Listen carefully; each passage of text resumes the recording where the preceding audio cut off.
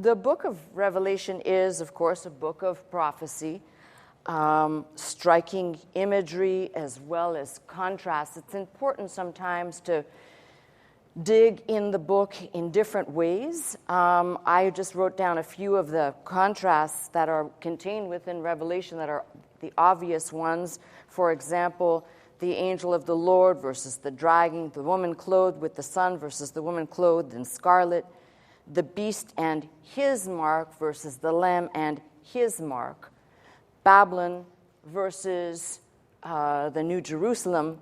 For example, Babylon is watered by the Euphrates. The New Jerusalem, the water flows from beneath the throne. There's just a whole bunch of contrasts.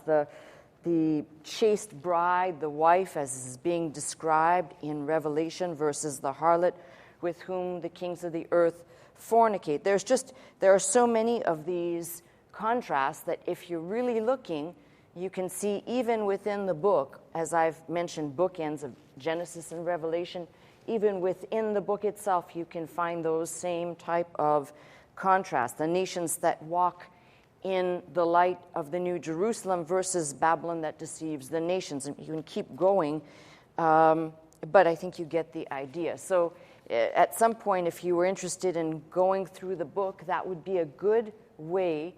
A lot of times we try to understand the book of Revelation along with, we'll call them the helps of Ezekiel and Daniel, the other prophets, and some tertiary material that helps us to understand the book of Revelation. But there are things that can also help us, like painting those contrasts and also finding similarities, which I will cover in a minute. And the similarities that I'm going to refer to will be between Revelation and Ezekiel, and we'll talk about those a little bit because it's important to note them. Equally in this book of Revelation, you're going to find, probably more so than in any other book of the Bible, numbers are incredibly important. Now, some people have taken that to the extreme. I've seen people who have done numeric sequencing throughout the Old and New Testament because they believe that there is some type of a Bible code. I wouldn't go so far as that. You can find interesting things anywhere, but I would tell you that numbers are important. And the numbers in the book of Revelation, they are important as numbers. They are also important as to what they represent. I want to quickly go through these because at some point in this series, one may want to reference the numbers and what they mean. Of course, number 1 being the number of God. Number 2, the number of adequate witness. We talk about that 2. There will be, for example, in the book of Revelation, 2 witnesses preaching and heralding the message. There's always this concept, Old and New Testaments. There's 2 testaments, adequate witness. 3 is divine manifestation or completeness to the third power, depending on how you're reading that. Number 4 is the number of the whole earth, and this is important because when you get into reading about the city and the numbers of the city, you're going to see some reoccurring things. For example, the base of the number 12, 12, which is 12 squared, or 144 cubits, or 144,000. So a lot of that is numbers that have either been multiplied, but the number portion of that is important in understanding what's contained therein. There's always double, sometimes triple meanings when you're dealing with numbers. 5 is the number of grace. 6 is the number of man. And it's equally important. People have come up with a lot of ideas about the number 666. Think about this. It is definitely the number of a man, but do not think that is divine manifestation.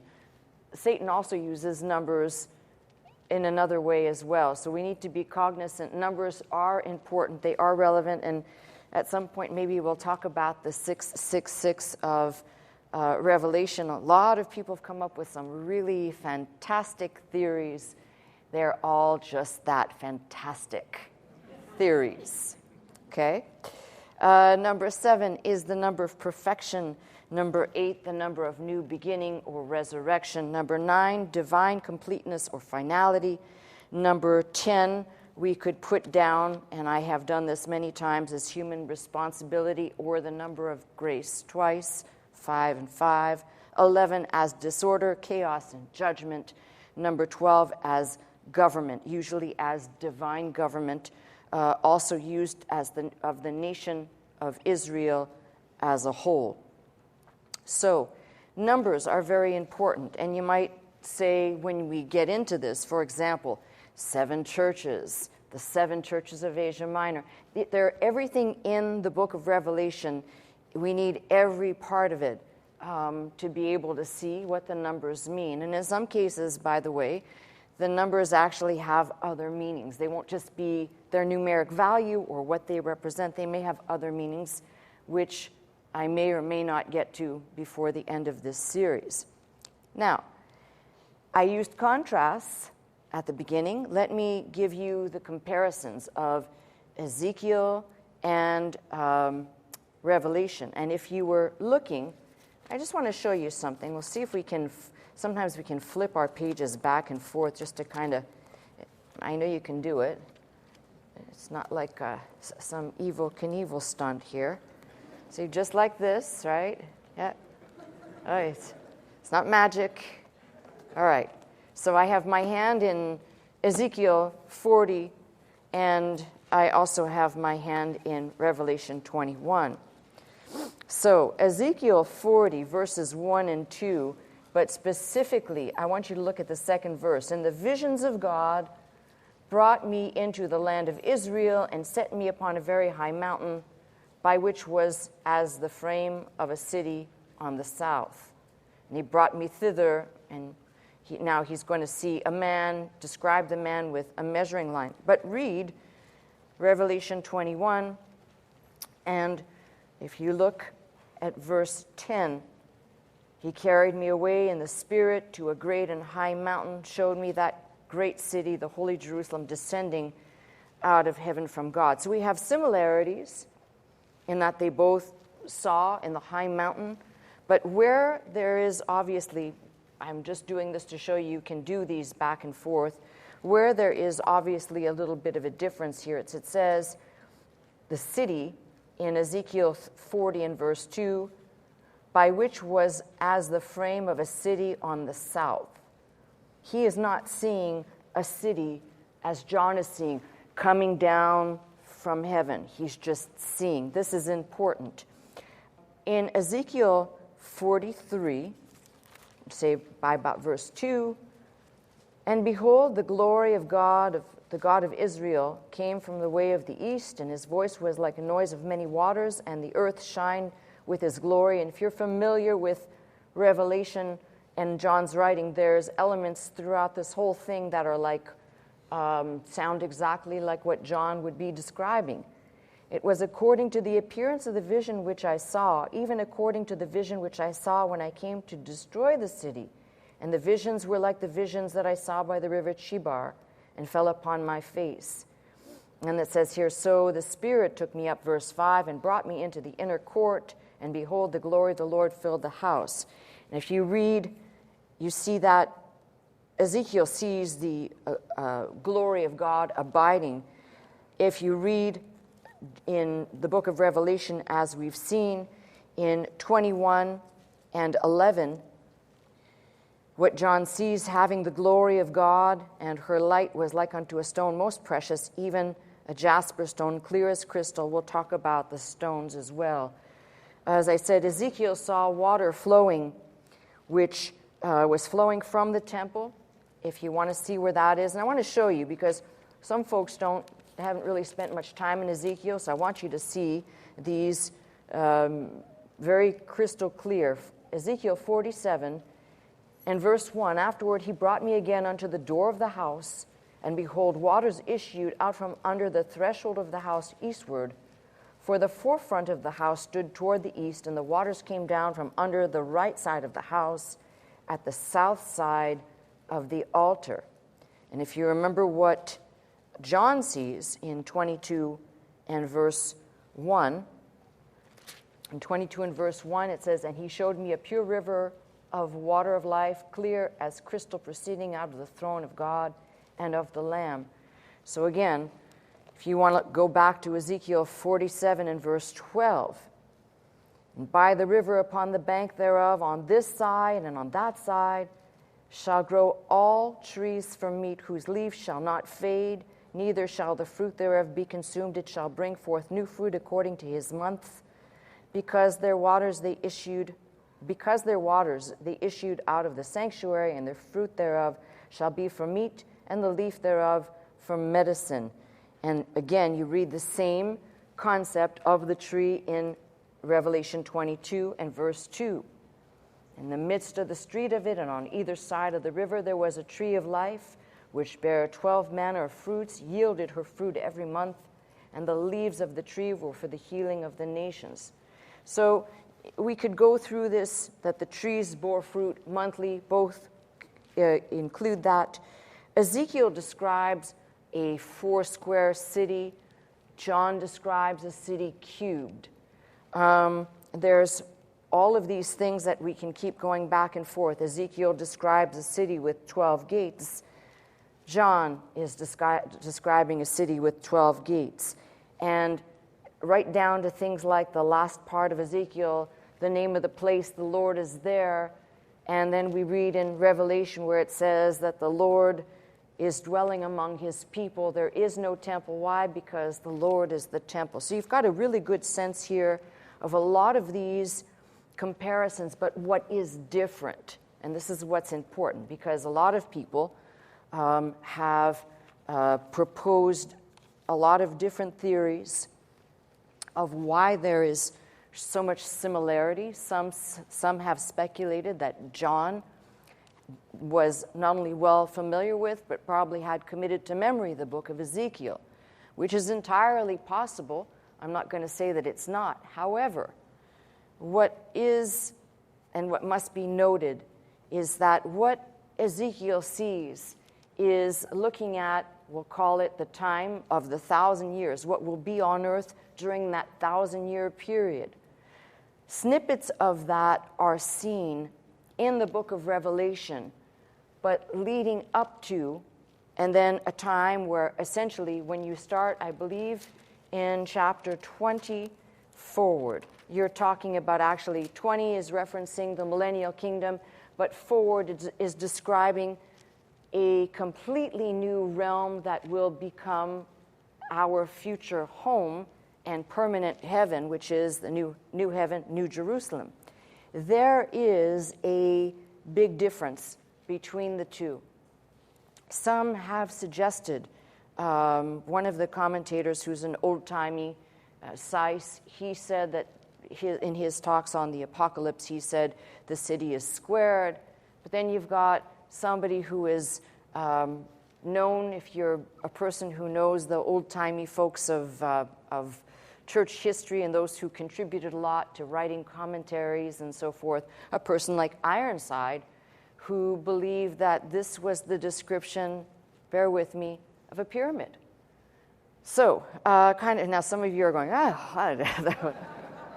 the wheels have started off there. Listen, that's all kind of fanciful. The main thing that is an absolute is what is being described is the future and permanent home of the saints. And so it struck me as something really interesting as I kind of began to look at this, the description that is given in Revelation 21. And if you haven't turned back there, please do so, because now we'll get into some kind of interesting concepts. So, let me read here.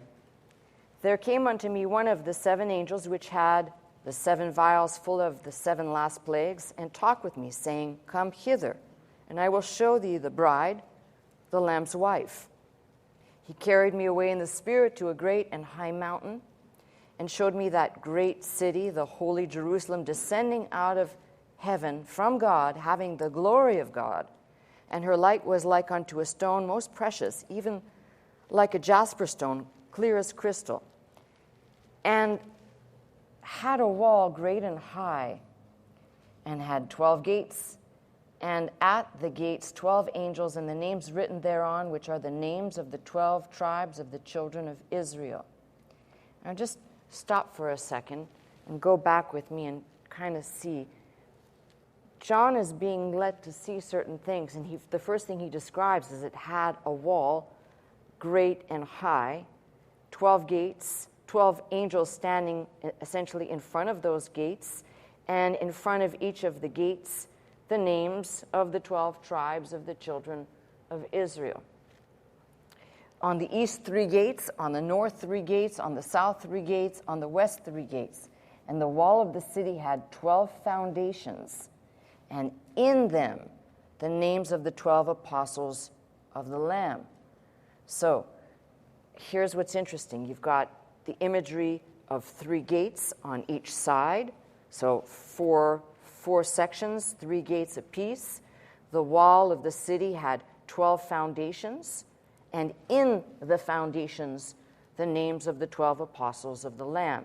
And he that talked with me had a golden reed to measure the city and the gates thereof and the wall thereof, which sounds radically like that which Ezekiel saw in Ezekiel 40 in verse 3, where he says there was one that came that had a measuring rod and measured. And the city lieth 4 and the length is as large as the breadth. And he measured the city with the reed, 12,000 furlong. The length and breadth and height of it are equal. Now that has brought some people to say, because they've read this, that the length and the breadth and the height. And they've used that, but there are some translational issues. I am going to tell you that length and breadth, yes, the height, and the word for height may still need to be explained. There is one thing we know for sure, that there is a word that was translated to essentially bring us to the English version, which should have actually read rim. And I hope to do that as a detailed translation so it can be a little bit more clear. The rim or an edge. He measured the wall thereof, 144 cubits, according to the measure of a man, that is, of the angel. The building of the wall of it was of jasper, and the city was pure gold, like unto clear glass. And the foundations of the wall of the city were garnished with all manner of precious stones. The first foundation was jasper, the second sapphire, the third. So we have here essentially 12 stones, 12 precious stones that are in the foundations. And what's interesting is 9 of the 12 are found as 9 stones of the 12 in the high priest breastplate, if you remember, and I'll show you there in Exodus. 9 of those stones appear in the high priest breastplate. If you remember, he had a detailed breastplate, an ephod, that had the stones. Each stone was representing each one of the tribes, plus the Urim and the Thummim, which were those stones, we'll call them lights. And nobody really wants to describe, but in them, wisdom was found. It's still a mystery to me that this is one part of the Bible that leaves me kind of scratching my head, because these stones only had the ability to answer yes or no answer at all. So, like, if you were asking God a question like, God, is it going to rain because I need rain for my crops, and you didn't hear a word back, it could be that rain was coming. It's still a mystery to me as to how you could have yes or no answers, but you'd think that with all of the bling that was on the priest, there'd be some other dimension of wisdom just beyond yes or no. Now, no one knows what happened to these stones, but I choose to believe that if you take a look at all of these stones and understand how the Urim and the Thummim was used, I believe that these stones that are being referenced here in Revelation are important because they were mentioned in the high priest ephod in Exodus 28, which we'll look at. they were also equally mentioned, if you remember, in Ezekiel, in that description of what begins with to the king of Tyre, but we really know it is describing Lucifer himself with all of these precious stones as his covering.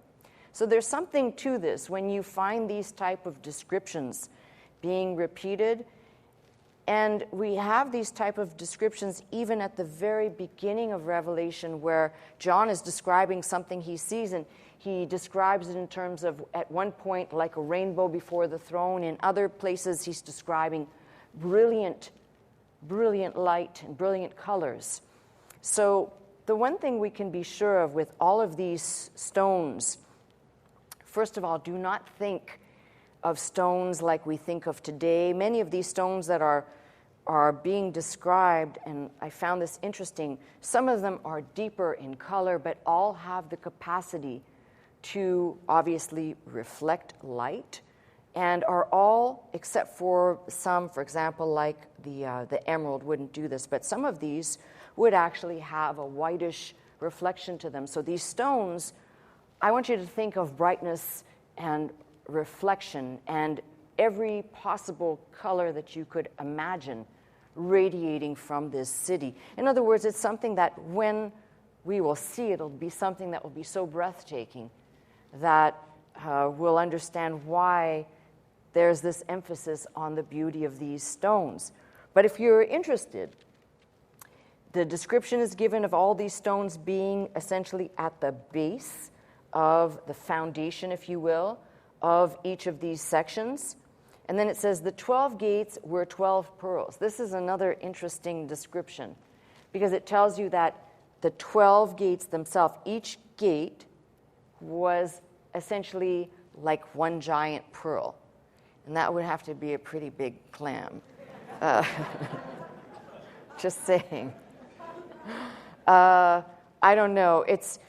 It kind of makes you equally kind of think about all those jokes that people used to tell about the pearly gates, except we have a caricature of it. I can't even begin to imagine what one single gate, let alone 12 gates that are 12 whole pearls, what that would even look like.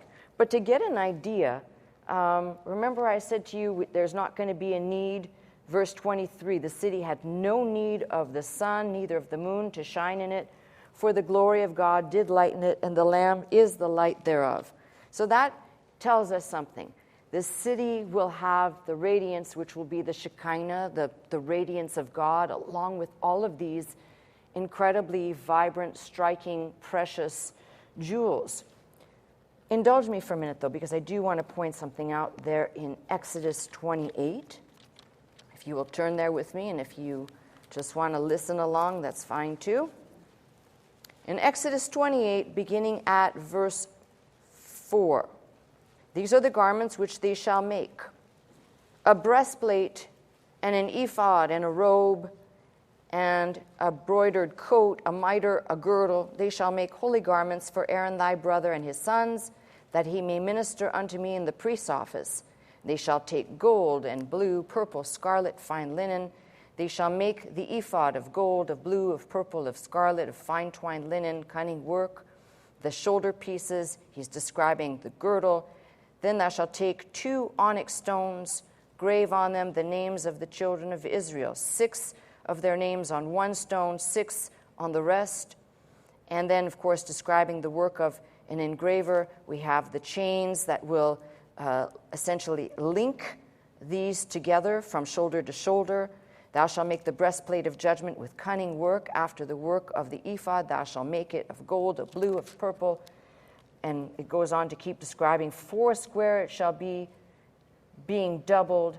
A span shall be a length thereof, gives a complete description. And then here begins the stones.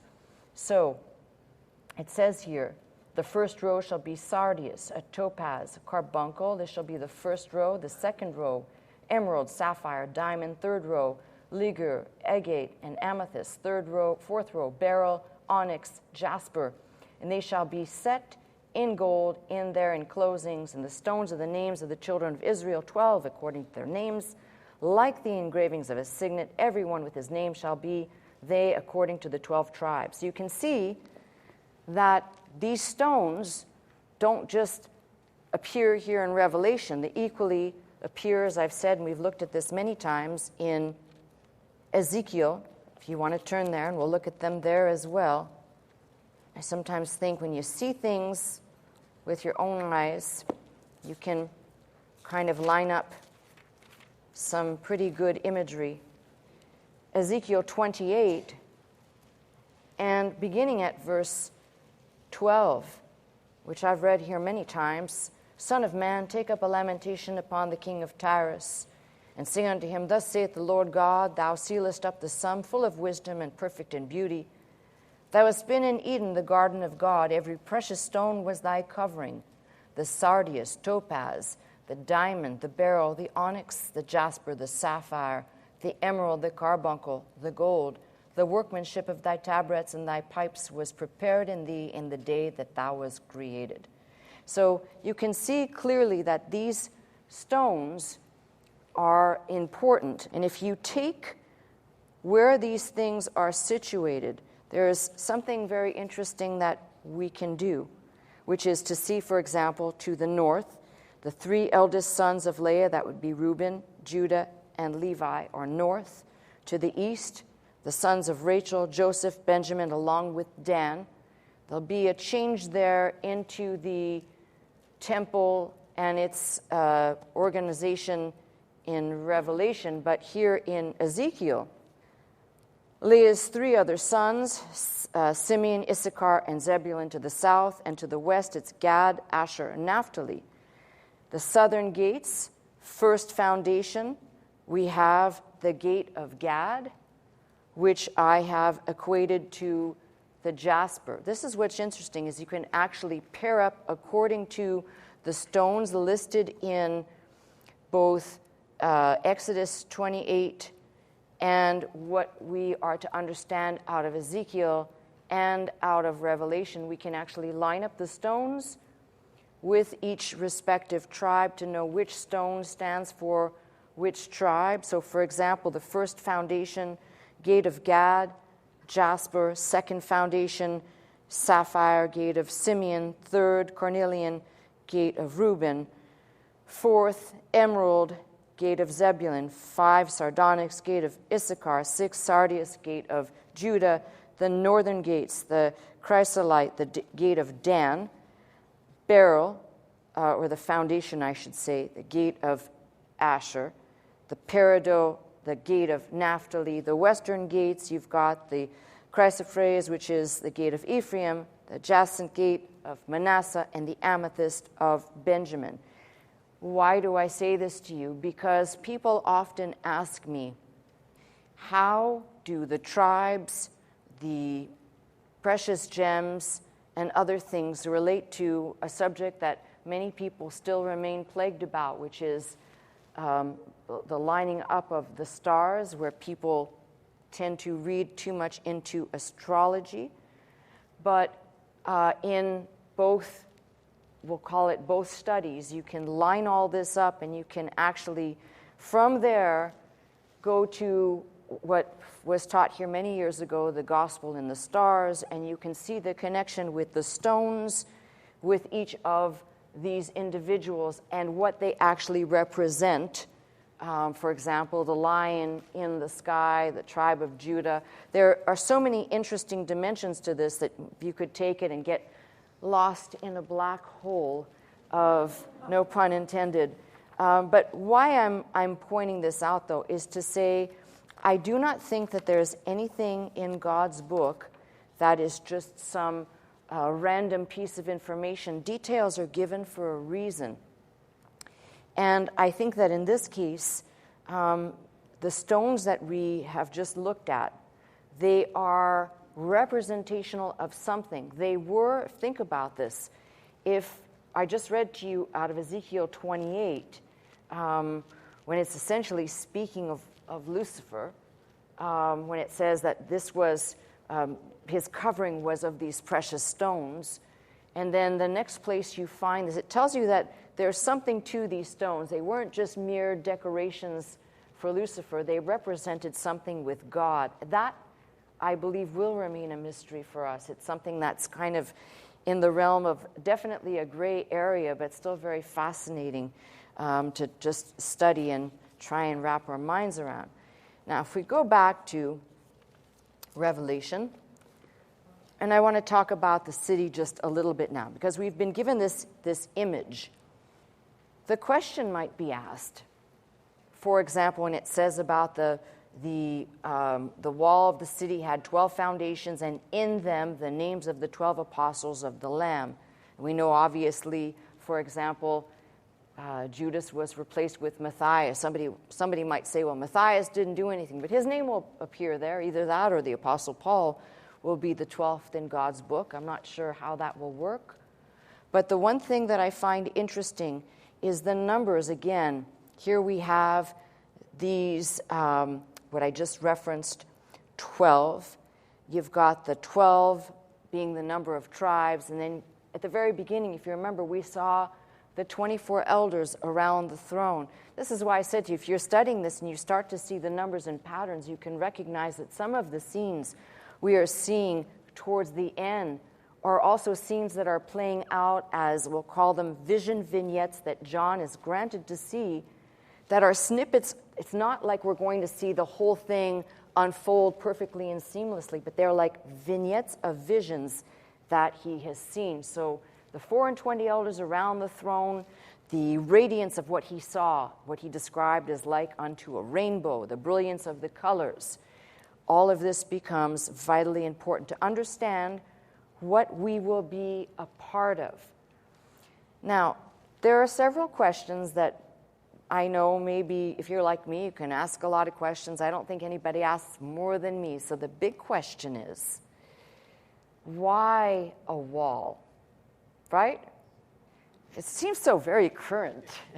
It seems like this book is very current right now. Why a wall, right? But here's what is important. There is, at this point in what we'll call new history, all right?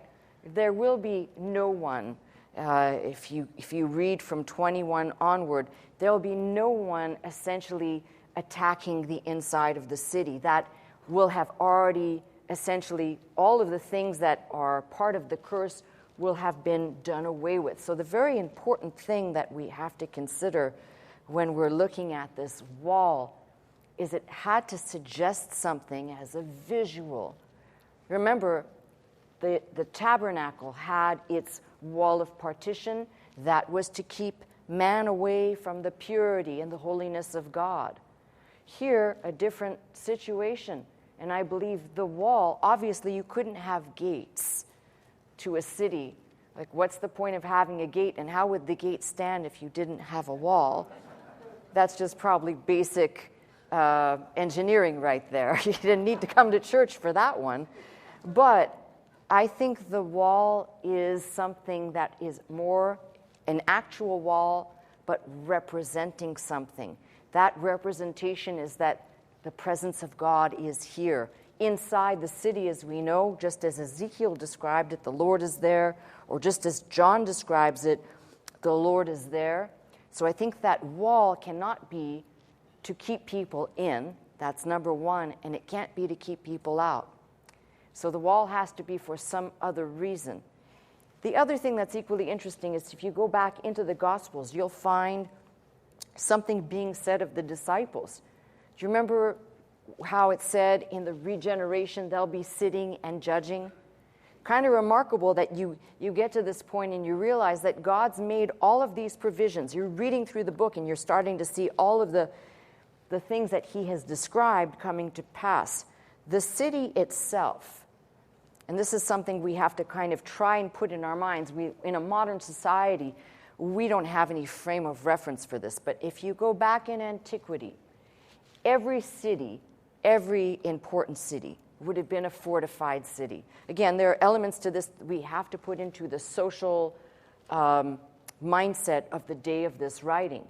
So this is why a lot of times we read, for example, in Ezra and Nehemiah, when it says so-and-so was sitting at the gate, The gate was a place, for example, where important business was done, where if you were a prominent person, you were seen. Sometimes matters of judgment would be dealt with at the gate.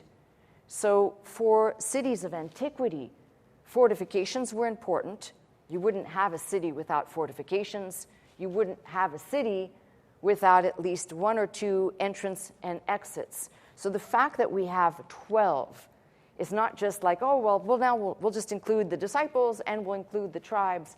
There's something more being said here that really suggests that as Christ spoke of himself when he said, I am the way, and I am the door, and through me. Remember, those, we'll call them the elders of antiquity, I believe Jesus ministered to when it says that he preached in his death while he was in the grave to the departed spirits. So this whole band has the good news of Jesus Christ, not just the new. The old were preached to as well, representing a time which is spoken of out of Ezekiel, as well as, by the way, in Revelation, but it's perfectly clear in Ezekiel. The time of the 2 sticks of Judah and Israel that will be put back together as one nation in the hand. So the unity of all the tribes being put back. And then on the other side, Jesus saying, other sheep I have not of this fold, bringing in the Gentiles or any other nation. You have a complete picture of these 12 gates and the gems and everything that is around them, of essentially God saying, this is how I've opened the doors. And when people in this day and age say, God has limited himself, it's like, I'm thinking to myself, well, you must not be reading the same book as I am, because God has set out a place and said, all are welcome. There's only one criteria to making it in, and that's trusting him, faithing in him, and recognizing he is indeed Lord and Savior, that he came in the flesh, laid down his life, essentially took his life again, ascended, came out of the tomb, resurrected, ascended, and is coming back. These gates and this depiction tell you something of how God has said, I include from the past. The mistake a lot of people do when they talk about the future of, and I'm going to use a specific word, the future of the Jewish people. They always make this mistake of homogenizing Israel and Jewish people as being one and the same. They are not. And the mistake that is very clear, that somehow God will not come back to deal with his chosen people, because he did say, essentially turning aside out of Paul's writing to say that wild olive branch to be grafted back in. So these gates represent old and new. They represent all of, if you think of it, 4 is the number of the whole earth, 12 is divine government. This is why I said the numbers, and I gave you the numbers. You could talk about divine government, 12, 12. You could look at the numbers in here and say, and 4, divine government of the whole earth, or divine government of the new Jerusalem and the new earth. With that being said, and I wish I could do this better justice, because this is somewhat of a difficult message. If we are really talking about what will happen before this time, there will be a clarion call, which is why I probably will have to go back and talk about the 144,000 preachers of righteousness who will go out and offer essentially what I've called the last call, a clarion call to respond to the good news of Jesus Christ. From this picture that I've just described, and if you read with me, I'll go back and reread 23, but my focus will be verse 24 of the 21st chapter. The city had no need of the sun, neither of the moon, to shine in it, for the glory of God did lighten it, and the Lamb is the light thereof, and the nations of them which are saved shall walk in the light of it, and the kings of the earth do bring their glory and honor into it. The gates shall not be shut at all by day, and there shall be no night there.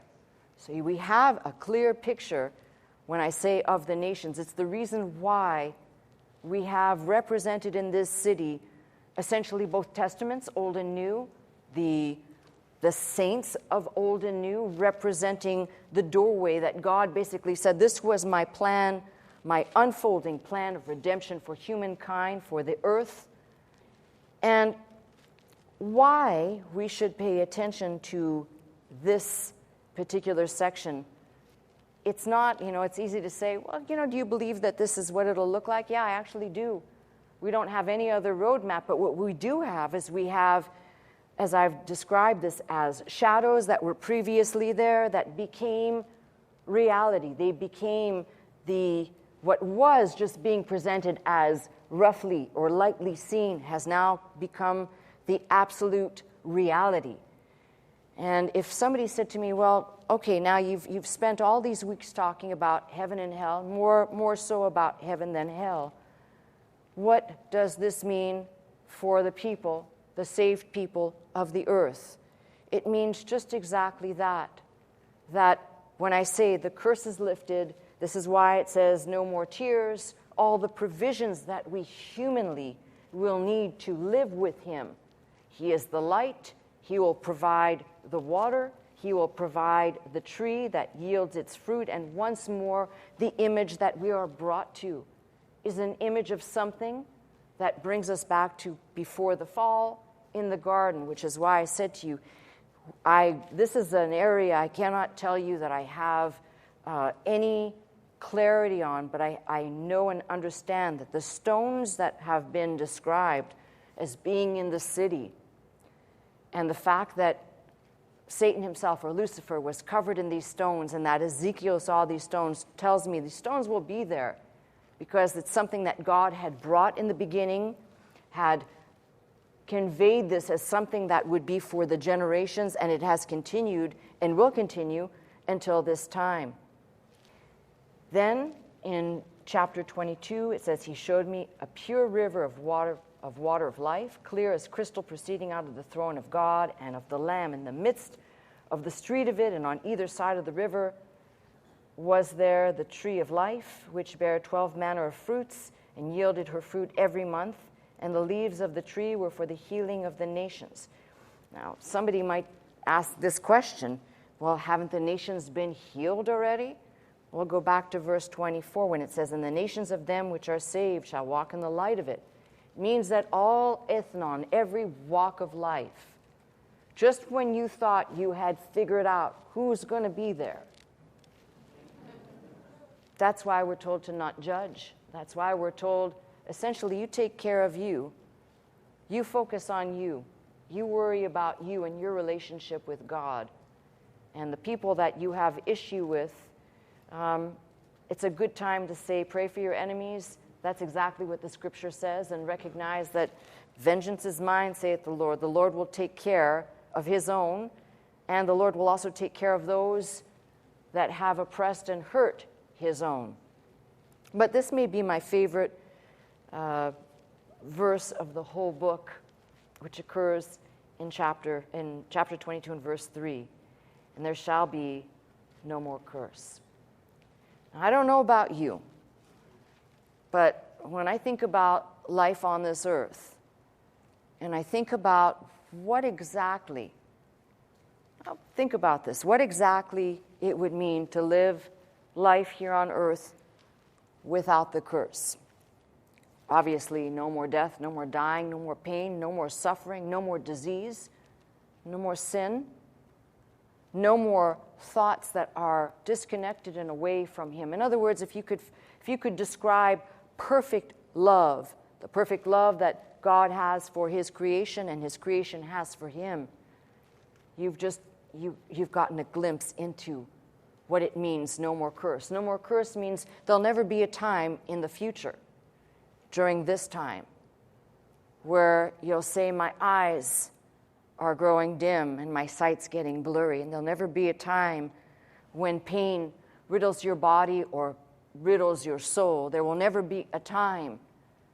Now, that excites me because the time we're living in right now and the times we live in are terrible times. They're not good times. To actually see, and I know I said this a week or two ago, and you may disagree with me, that's fine. Be respectful if you do. we're seeing the fruit of a godless society. It's hard enough as people who actually are people of the book struggle enough in the fight between flesh and spirit. But in a godless society where you are your own God and there is no ultimate beyond you and above you, therefore there is no hope.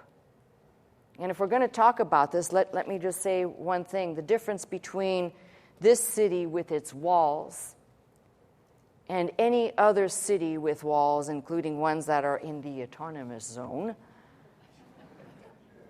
is that until the curse is lifted, the hate that's in our hearts, the thing that plagues us the most. Somebody said, well, why can't we just, you've heard this before, why can't we just get along? We can't.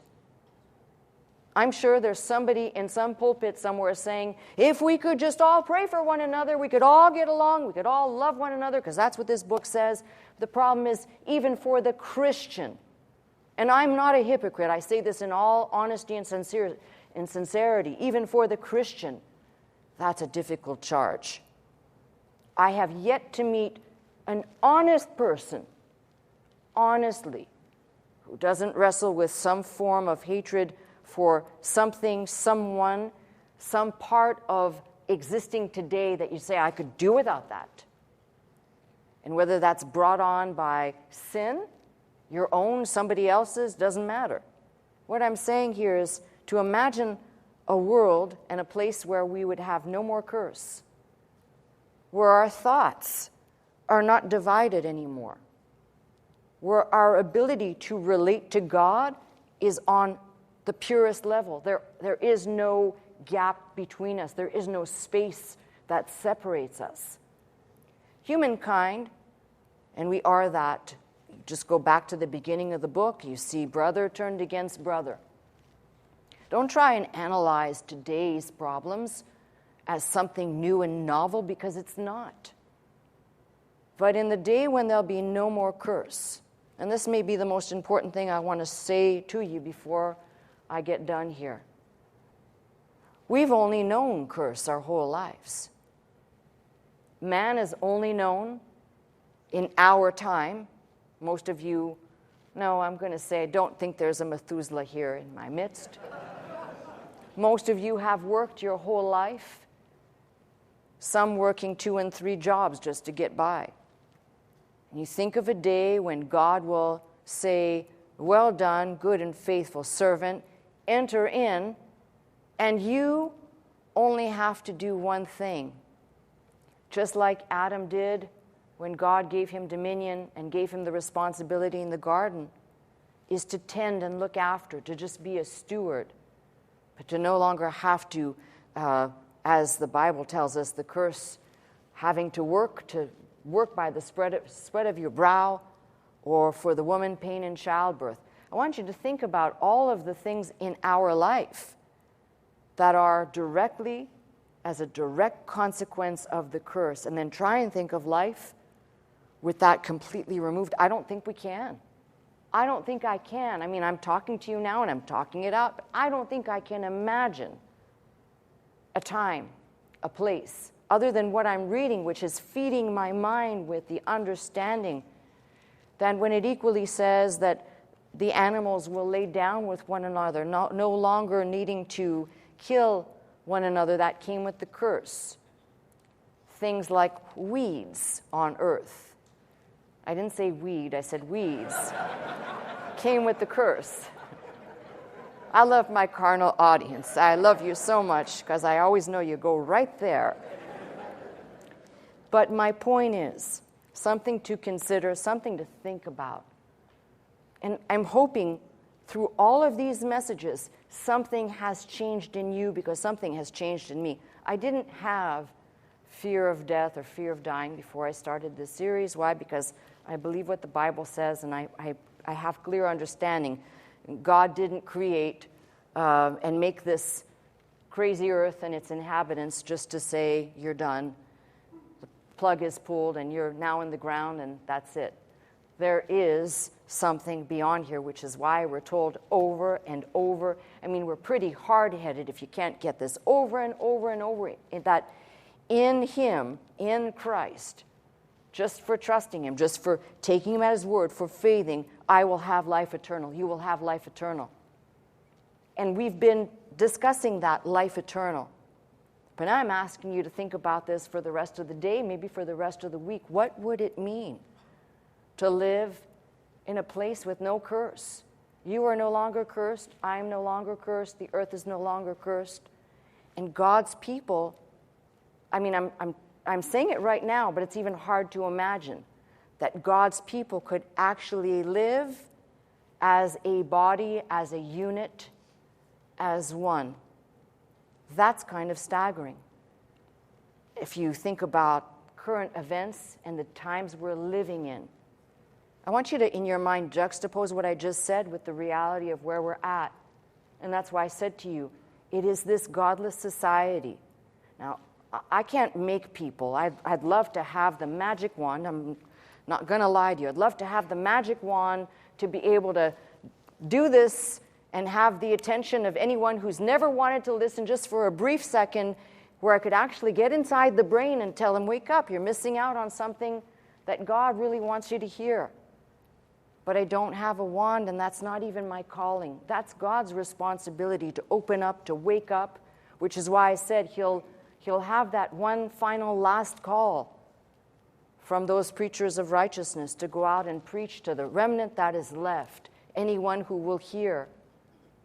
And which is why I still stand here week after week trying to get the hardheads out there and the people out there who are sometimes what I call them is like stone cold, disinterested. It's like, why does she go off on these subjects? And what does it matter to her? Well, maybe it matters to me because, as I've told you, I spent the first half of my life out in the world living essentially godlessly. There wasn't God. Even though God existed, God wasn't important in my life. And then suddenly you wake up one day and you realize, I didn't actually try to make this happen. God preveniently reached down and was telling me something if I would pay attention and listen. And now I'm standing here in front of you some 25 years later saying, this book and the faith that I preach is not something relegated to an antiquated theology or an old-timey thought process or the good old days, but rather is looking to the very problems of our current society and the very beautiful thing that God said that he promises to do, which is to give us a renewed place, something that we can look to and say, I want to go there. I want to be a part of that place. And no, I'm not talking about something that's make-believe. There are actually too many songs in some of these hymnals that make it into a caricature of the reality of what it will be. And all this description of the city and its gates may sound quite fantastic. But I can tell you this, when God does something, he's not a God that does something just a little bit. After all, take a look at the earth and our solar system and our universe, and you can say it all just happened to fall into place because evolution and everything else just made it so perfectly. It just fell right into place. Or you can say when God does something, he does it in grand fashion. And believe you me, this description has a pretty grand appeal to it. So what do I take away from all this? We do currently see faintly and dimly. We do look through a glass and see very dimly. The glass is this book, if you will. We see very dimly what will be. But if we can at least look at the things we see in dim light, knowing that the actuality of what they are, you and I will not be disappointed.